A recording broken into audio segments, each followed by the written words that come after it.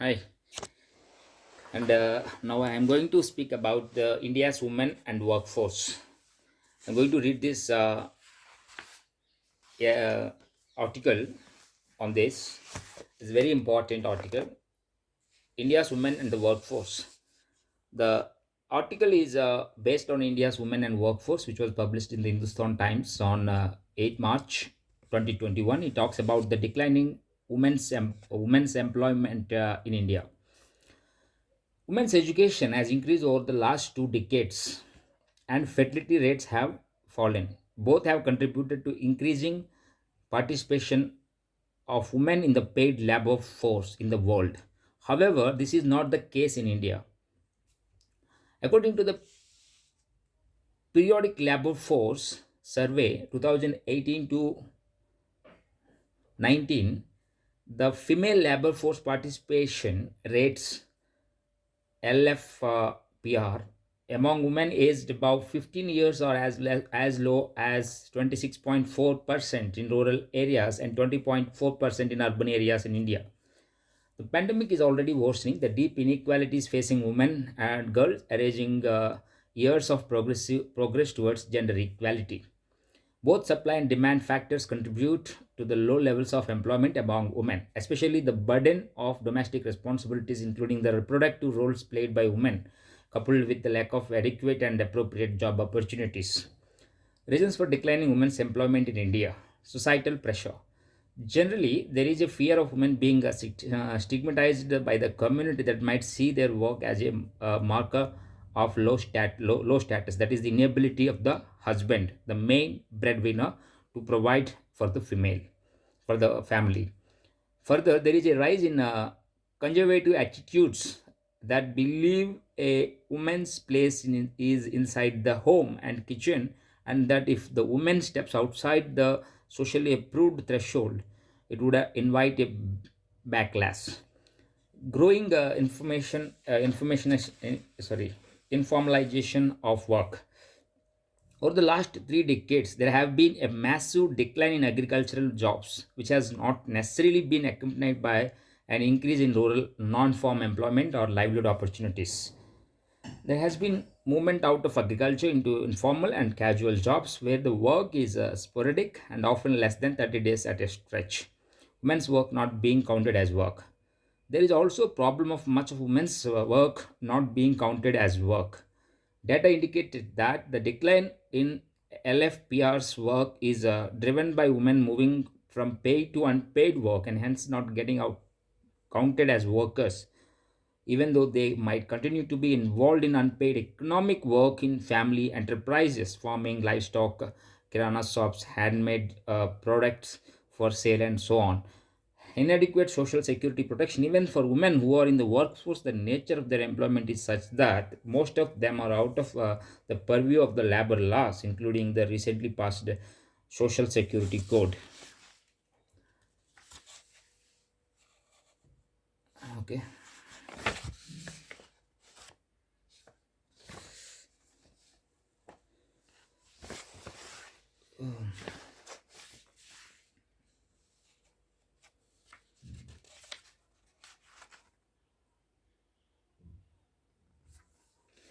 This automatically leaves out women in self-employment and those in informal jobs, together consisting more than 90% of female workforce.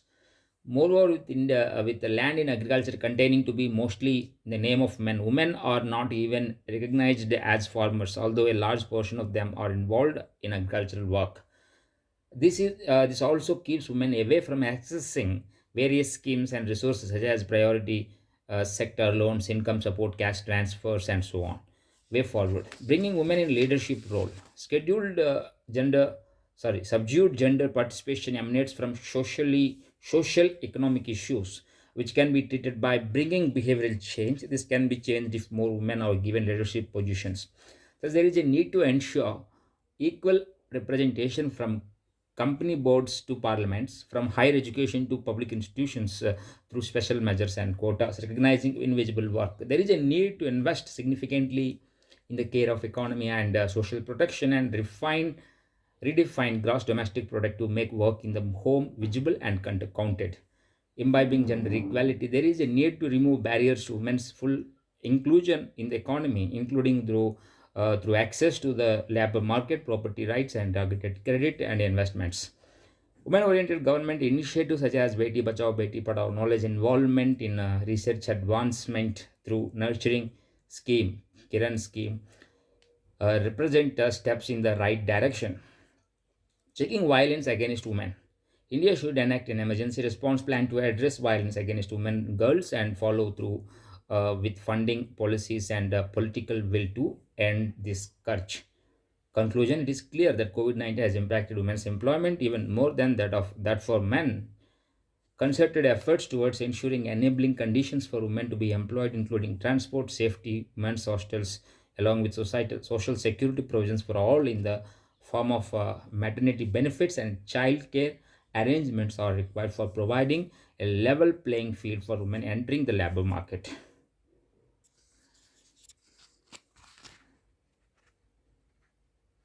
Discuss the supply and demand factors that contribute to the low levels of employment among women in India. Okay, here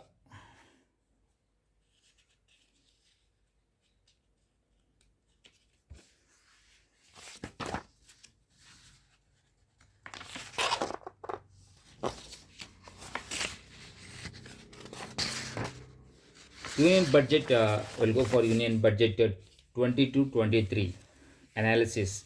On 1st February 2022, Finance Minister Nirmala Sitharaman presented Union budget 2022-23 in the Parliament. Education. During the pandemic, we realized the importance of online education. This budget proposed the setting up of a digital university named This Stock Portal in collaboration with universities. This is a very good step considering the negative impact of the pandemic on offline education. Budget 2022 proposed setting up 200 TV channels under the e-Vidya program for the students of classes 1 to 12. At present, there are 12 TV channels. To improve the quality of education available for students, quality e-content will be created in regional languages. World class foreign universities will be allowed to set up educational institutions for financial management, fintech, science, technology, engineering, and mathematics courses in Gujarat's gift city. They will be free from domestic regulations. This move has the potential to increase the number of skilled manpower in the technology and financial services sectors.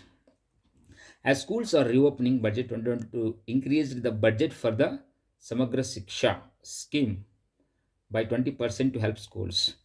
But the budget did not do enough to solve the problem of lack of infrastructure and staff shortages. As the schools are reopening and many children could not even attend online classes, there is a need to put extra effort into teaching students, and it is very important to improve the infrastructure in schools. Moreover, many children dropped out of school and several girls were forced into child marriages. So, there is a need to take steps to bring them back to schools.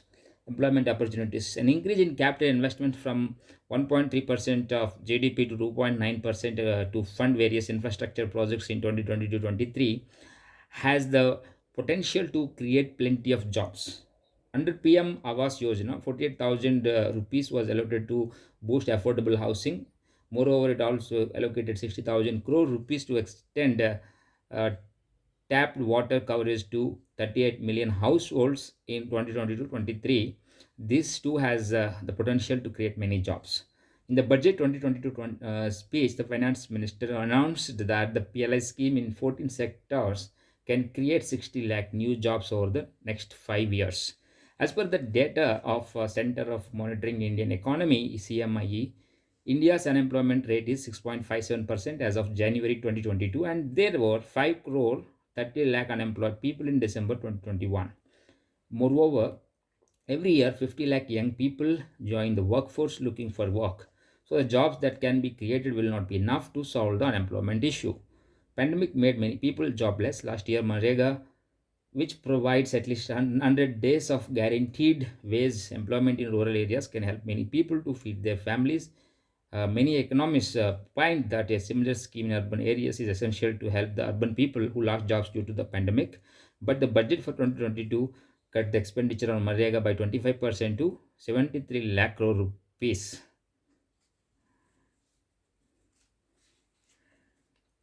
Agriculture, 1,24,000 crore rupees was allocated in budget 2022 for the agricultural ministry, which is a 2% increase from the last year's budget. 44,000 crore rupees were allocated for the Ken Betwa river linking project. The finance minister mentioned that this project will benefit 9 lakh farmers. It was also announced that Kisan drones will be promoted for crop assessment and spraying of pesticides. Integrated technology into agriculture can improve productivity.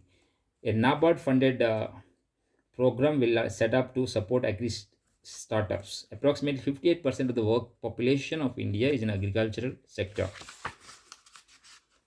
Moreover, there is a disguised unemployment in the agricultural sector, which means there are more workers than required. So, promoting drones can replace agricultural laborers may not be a good move, especially at this time when the pandemic has already made many people jobless.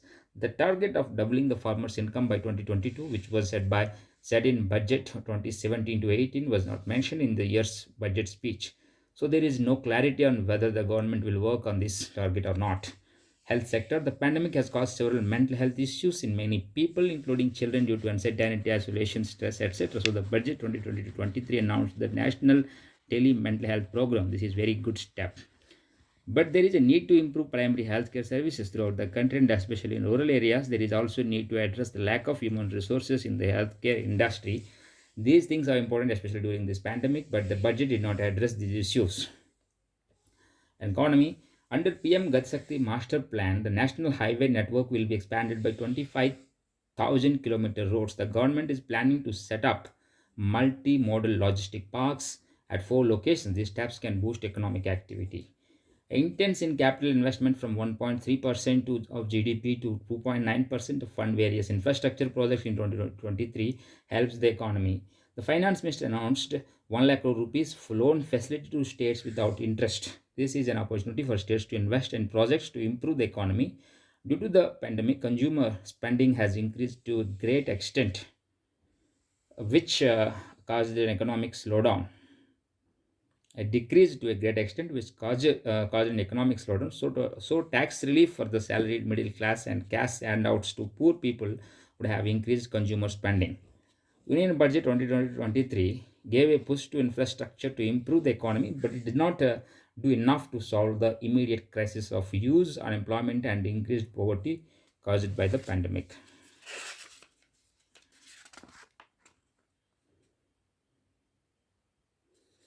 Now we'll go for defense budget 2022-23 analysis. On 1st September, Union Budget presented, and the Union Budget, defense budget.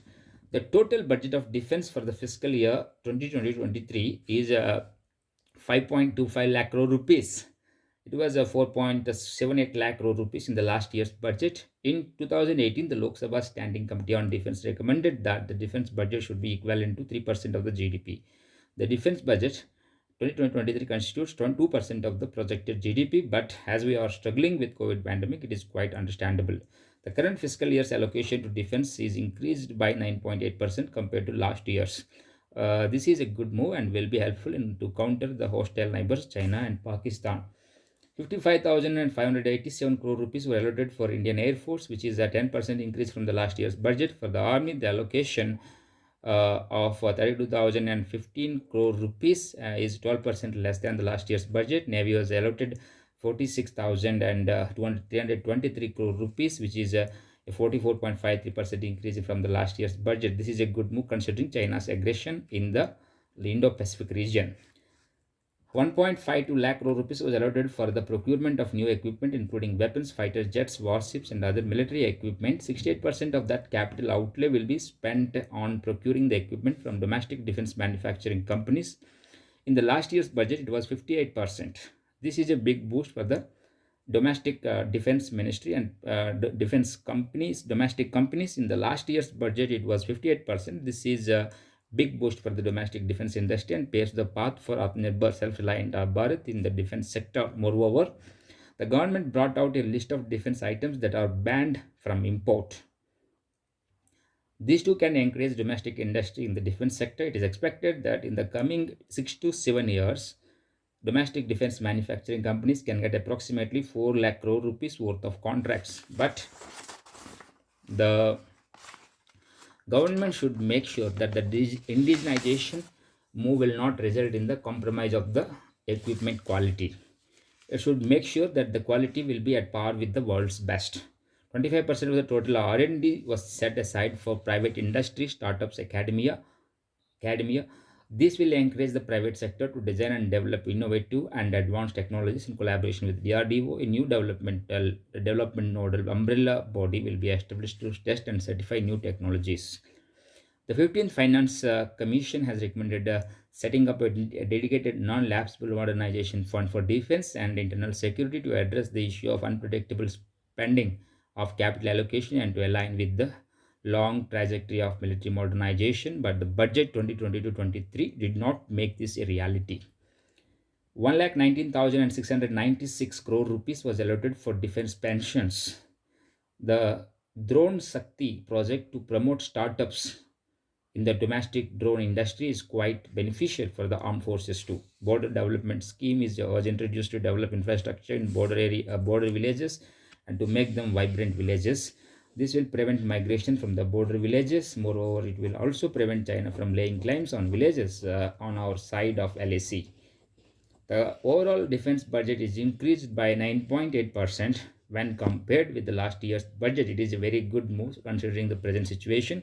Moreover, to boost to the domestic defense industry, can bring new innovative technologies and also pave the path to self-reliance in the defense sector.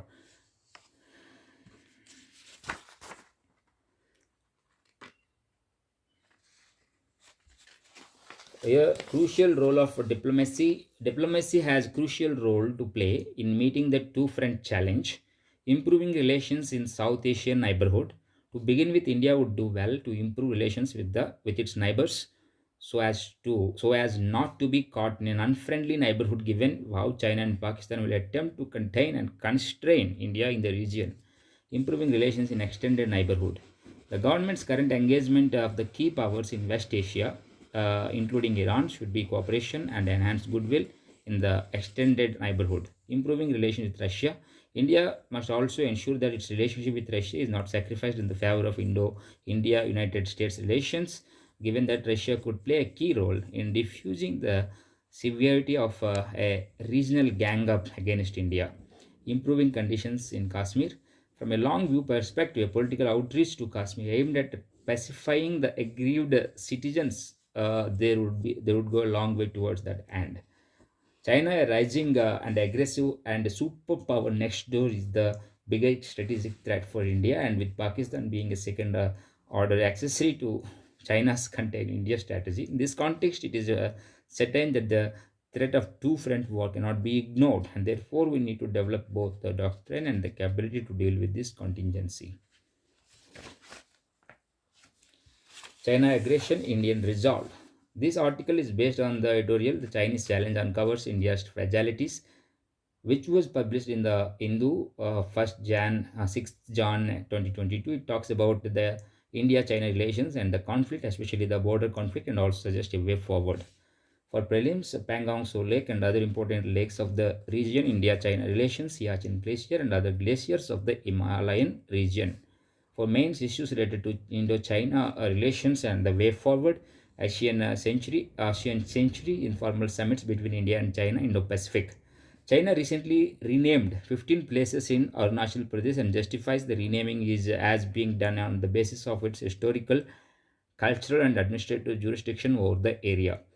Moreover, January 1st, 2022, China's new land border law came into force, which provides the People's Liberation Army with the full responsibility to take steps against invasion, encroachment, infiltration, provocation, and safeguard Chinese territory. Also, China is constructing a bridge on the Pangong Tso Lake, which is claimed by India as its territory. All these instances again make the already bad relationship worse. In the External Affairs Ministry said that the move by Beijing does not alter the fact that the Arunachal Pradesh itself, a Sanskritized Christian meaning of the Northeast Frontier Agency in 1971 on being made union territory, was an integral part of India. In this context, it is imperative that India and China start an effective disengagement process and resolve the issue of border conflict in order to bring about an Asian century. Pangong So Lake. Pangong Lake is located in the Union Territory of Ladakh. It is situated at a height of almost 4,350 50 meter, and it's the world's highest saltwater lake, extending to almost 160 kilometer. The one third of the Pangong Lake lies in India, and the other two thirds towards thirds in China. Associated issues, possibility of war, aggressive boundary dispute between India and China, and collusion of China with Pakistan might lead to a full blown war between three nuclear armed states, impacting trade. The frequent disputes between the two countries adversely impact the economic, trade, and business of the two countries, and this is not healthy for the two developing nations. Economic constraints. Capability building also requires a serious debate, particularly in view of the fact that the country's economic situation will not permit any significant increase in the defense budget for the foreseeable future. Issues associated with the disengagement process. The events of last year have left enormous distrust, which remains a hurdle, and China's actions on the ground have not always matched its commitments. China's policy of territorial expansion is one India is critical of. Further, the China is wary of India's attractiveness to the United States and the quadrilateral security dialogue, owing to the disputed nature of the border and the lack of trust between the two sides. Any perceived violation of no petrol zones can lead to deadly outcomes, as seen in Galwan Valley into 2020. Uh, Afghanistan walk on corridor, Tajikistan area ceded by Pakistan to China, claimed by India. Saksagram Valley, Siachen Glacier controlled by India, claimed by Pakistan. Here Gilgit Baltistan controlled by Pakistan, claimed by India. Line of control, LOC, Srinagar, Kargil, Leh, Aksai Chin, Hot Springs, Kalwan Valley, Pangong So Lake,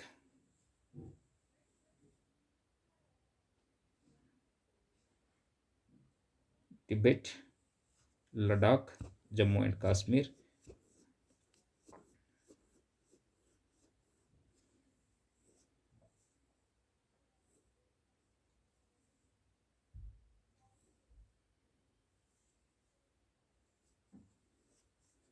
Way forward.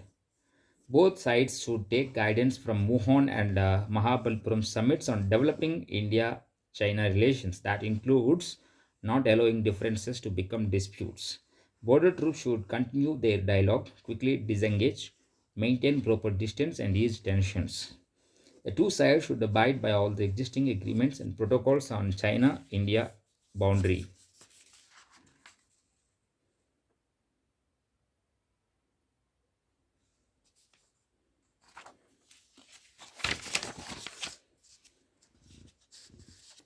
Okay, now we'll go for India faces challenges in providing quality education to its children and the youth. Discuss the importance of new education policy in the light of this statement. It's going to be 250 words. Explain the problems of quality education in India. Explain how these problems will be catered by the new education policy by citing the relevant proposals of the policy. State the challenges this new policy would encounter. Conclude the same with some suggestions on a positive note. Over the years, the Indian government and institutions have been working to reform the existing education model and have been successful on many counts. Yet, there are several issues that the Indian education system is grappled with. Body issues in education in Indian education system. Okay, some of the issues can be summed up as follows: inadequate government funding. The country spent 3% of its GDP, total GDP, on education in 2018 to 19, according to the economic survey, which is very less in comparison to the developed and OECD countries. Lack of infrastructure. Most of the schools are not yet compliant with the complete set of RT infrastructure. They lack drinking water facilities, a functional common toilet, and do not have separate toilets for girls. Poor global ranking of institutes. Very few Indian universities are featured in the top rankings of the world, primarily due to low faculty student ratio and lack of research capacity. No coherence between education and demand of industry. Industry in India Industries in India face problems to find suitable employees as education provided is not suitable for directly working in industry, and hence have to spend large amounts on providing training for employees. Inadequate teachers and their training. The 24 is to 1 ratio of India is a way lower than Sweden's 12 is to 1, Britain's 16 is to 1, Russia's 10 is to 1, and Canada's 9 is to 1. Moreover, the quality of teachers who are sometimes appointed politically or are not trained adequately is another huge challenge. Quality of education. The ASER reports present a very dismal picture of learning outcomes in India. National Education Policy. The National Education Policy 2020 has the potential to eradicate many of the challenges ailing the educational system of this country, which we just discussed. Some of its features can be summed up as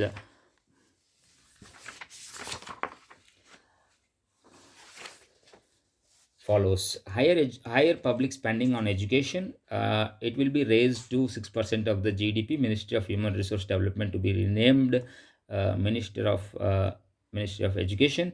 Skill education. It is to be induced at school level from preschool to class 12th, and it aims to empower each student in one vocational skill.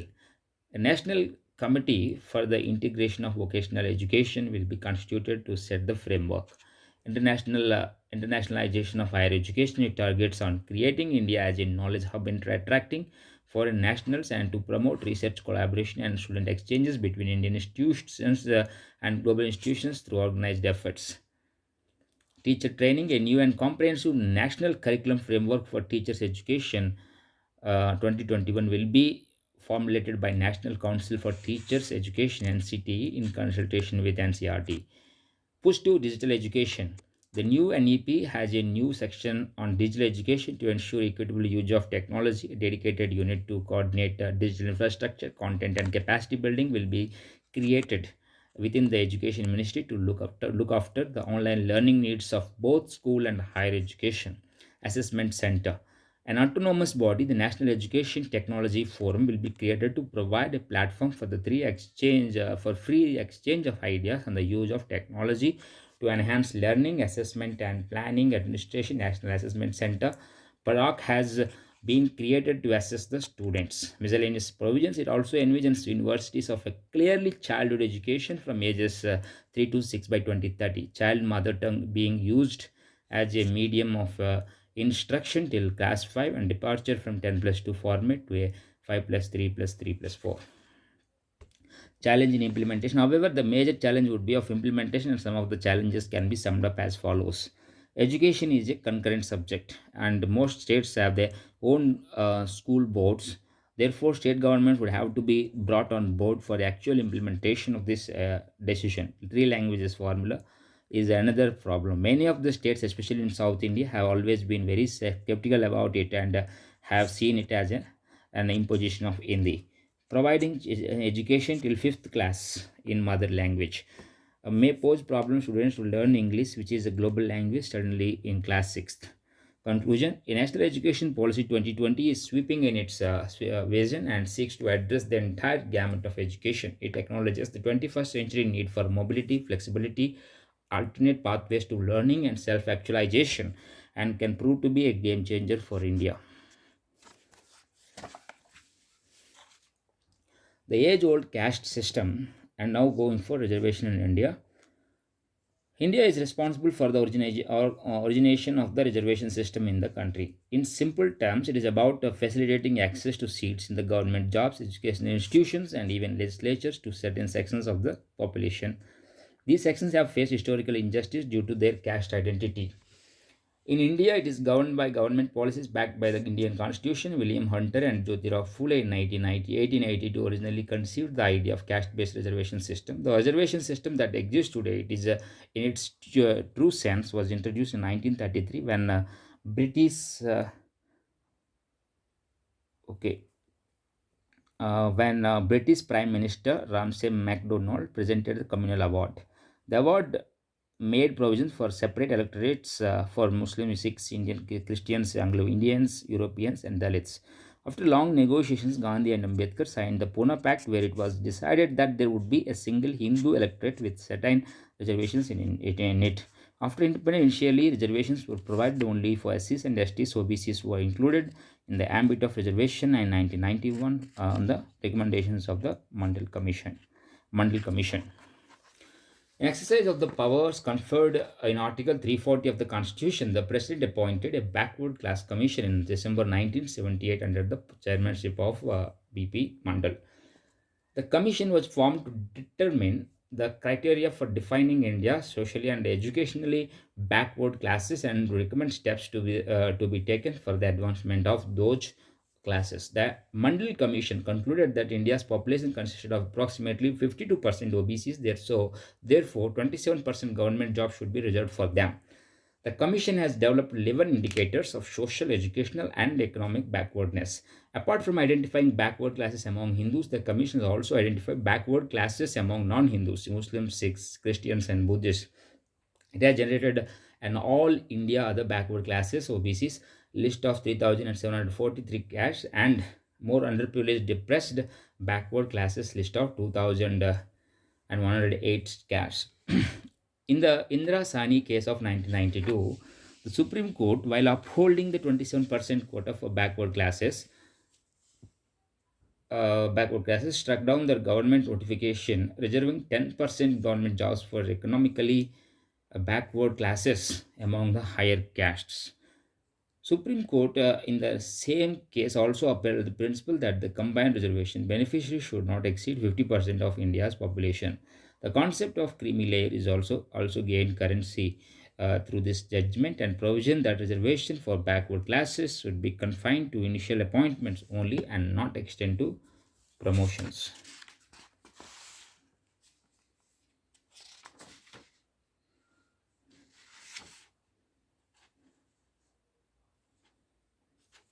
The Constitution was amended by the Constitution 77th Amendment Act 1995 and a new clause 4A was inserted in Article 16 to enable the government to provide reservation in promotion.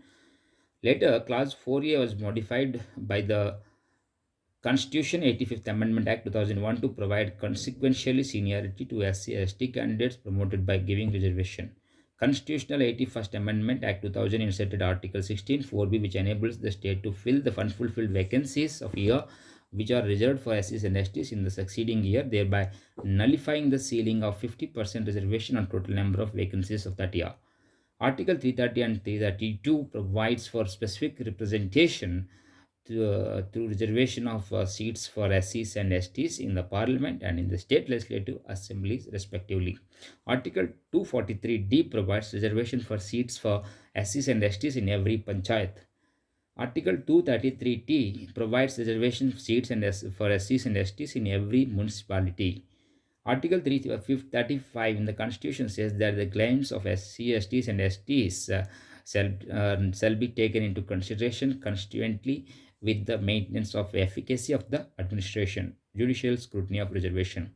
The state of Madras versus Srimati Champakam Dorai Rajan 1951 case was the first major verdict of the Supreme Court on the issue of reservation. The case led to the first amendment in the Constitution. The Supreme Court in the case pointed out that while in the case of employment under the state Article 16.4 provides for reservation in favor of backward class of citizens, no such provision was made in Article 15.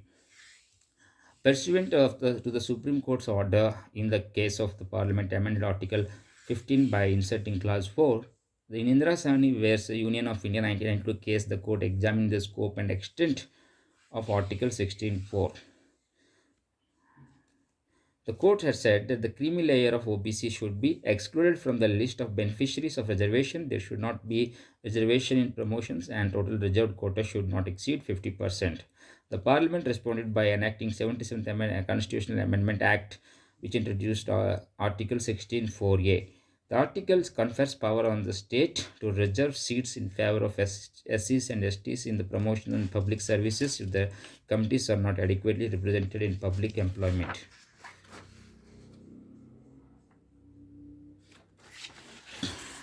Okay, now we'll go for reservation and are the biggest enemy of meritocracy, which is the foundation of many progressive countries.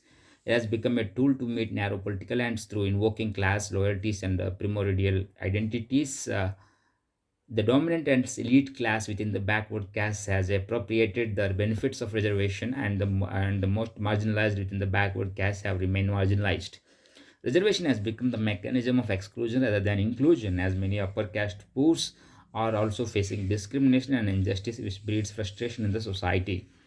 Reasons behind increasing demands of reservation. Reservation is increasingly seen as a remedy for the adverse effects of ill thought out development policies. In developed states like Haryana, Gujarat, and Maharashtra, in spite of their economies being relatively better, three things have been worrying the people: acute agrarian distress, stagnation in employment growth, and distortions in the development trajectory.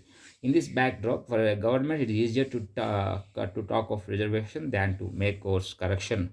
Increasing reservation demands among upper castes also arising from the fear of losing privilege and the inability to cope with change. And the upper caste have begun to feel disadvantaged, especially in context of government jobs, as they don't get similar advantages like backward classes. Suggestion: the reservation benefit should flow to the vast majority of underprivileged children and deprived castes, not to few privileged children with a caste tag. High ranks of official families, high income professionals, and other above certain income should not get the reservation benefits, especially in government jobs. Fair and practical ways to help needy person from each community through reservation is possible and necessary. The process of reservation should filter the truly economically deprived individuals and bring them all to justice. Revolutionary changes in the education system at the grassroots level is need of the hour. The Supreme Court, M. Nagarajan versus Union of India 2006 case, while upholding the constitutional validity of Article 16.4a, held that any such reservation policy, in order to be constitutionally valid, shall satisfy the following three constitutionally requirements. The SC/ST community should be socially and educationally backward. The SC/ST communities are not adequately represented in public employment. Such reservation policies shall not affect the overall efficiency in the administration. In Jarnail Singh versus Lakshmi Narayan Gupta case of 2018, Supreme Court holds that reservation in promotions does not require the state to collect quantifiable data on the backwardness of the scheduled castes and scheduled tribes. The court held that creamy layer exclusion extends to SCs, STs, and hence the state cannot grant reservations in promotion to SCs, STs. Individuals who belong to the creamy layer of their community. In May 2019, the Supreme Court upheld the Karnataka law that allows reservation promotions for SC/STs with consequential seniority. Why reservation needed? To correct the historical injustice faced by backward castes in the country, to provide a level playing field for backward sections as they cannot compete with those who have had the access of resources and means for centuries, to ensure adequate representation of backward classes in the services under the state, for advancement of backward classes, to ensure quality as basis of meritocracy. All people must be brought to the same level before judging them on the basis of merit. Argument against reservation. Reservation in state services led to division and enmity among government employees, vitiating the atmosphere at workplace. Eradication, not perpetuation of caste, was the objective of the reservation policy, but caste based reservation only perpetuated the notion of caste in society. Reservation was introduced to ensure that the historically underprivileged communities were given equal access to resources, but irrespective of the economic progress, they continue to remain socially disadvantaged. Reservation destroys self-respect so much so that competition is no longer on to determine the best but the most backward. Recently, the Constitution 103rd Amendment Act of 2019 has brought 10% reservation in government jobs and educational institutions for the economically backward in the unreserved category. The Act amends Article 15 and 16 of the Constitution by adding clauses empowering the government to provide reservation on the basis of economic backwardness. This 10% economic reservation is over and above the 50% reservation gap. Constitutional provisions governing reservation in India. Part 16 deals with reservation of SC and STs in the central and state legislature. Article 15.4 and 16.4 of the Constitution enabled the state and central governments to reserve seats in government services for the members of the SC and STs.